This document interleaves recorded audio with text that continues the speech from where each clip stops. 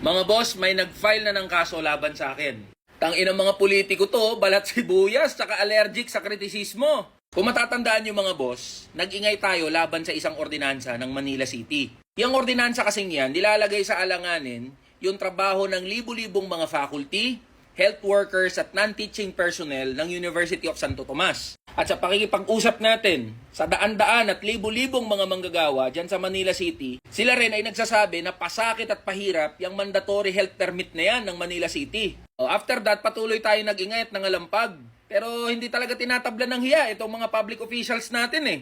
Tapos sa halip na makipag-usap at makipagdialogo sa mga manggagawa na apektado ng ordinansang yan, tangina, kinasuhan pa tayo.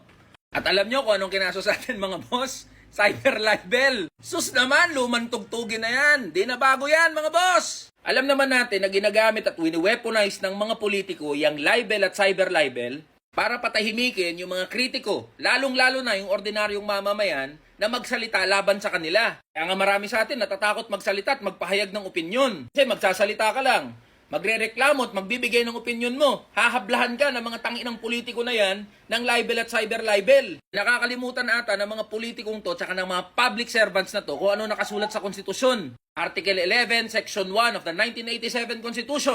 Public office is a public trust. Officers and employees must at all times be accountable to the people. O bakit balat sibuyas kayo kapag may nagsasalita at nagrereklamo na mamamayan? At alam nyo ba na signatory ang bansa natin sa International Covenant on Civil and Political Rights na nag-e-ensure at nagpoprotekta sa karapatan nating mamamayan na magsalita at magpahayag ng ating saloobin, lalong-lalo na sa mga public officials. Kaya kung nasaktan at umiiyak ka dahil sa pag-iingay at pangangalampag namin, ibig sabihin ba niyan totoo yung sinasabi at tinatanong namin?